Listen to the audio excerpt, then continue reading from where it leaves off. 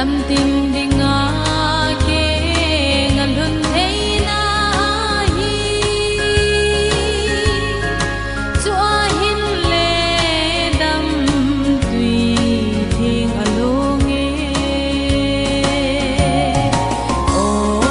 lung hai selin naw sen leng pe mi hin ki pa in sao te chang le lung ol na chitin nam tim ding in so chan na hi lo mun le mun hallelujah divin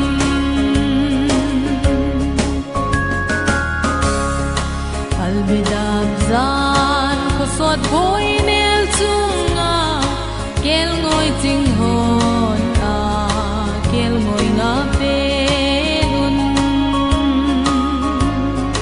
zan khang lai zin ga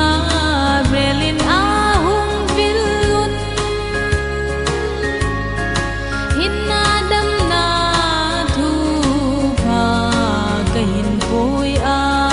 ti o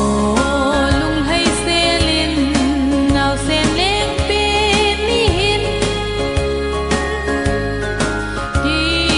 pa in sao te cham le lung ol na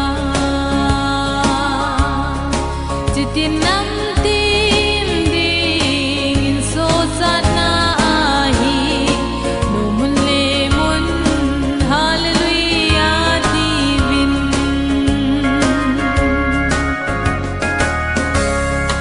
chu in van til sang zan van lai zola hung tila in chung langai asa ve chung nung pe na pa thil lo pi na hi hen lei chunga ki pa le cham na leng hen o lung hai selin naw sen leng pe mi hin ki pa in sao te cham le lung ol na chitin nam tim ding in so chan na hi lo mun le mun hallelujah divin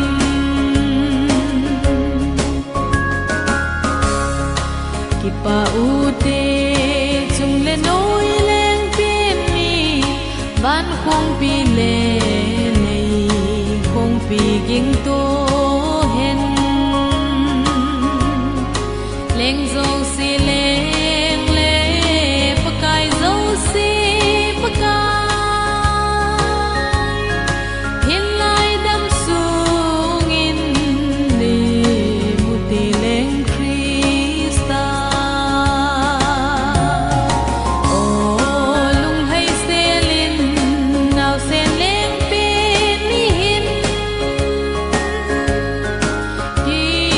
pa in sao te cham le lung ol na chitin nam tim ding in so chan na hi lo mun le mun hallelujah divin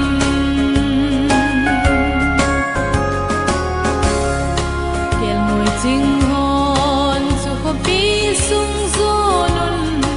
so lam mi ching ten zong chu ko zo nun chi bai bo in vai cha ten a nei sun nun leng le lal ten zong a go bo ma hong un o lung hai selin naw sen leng pe mi hin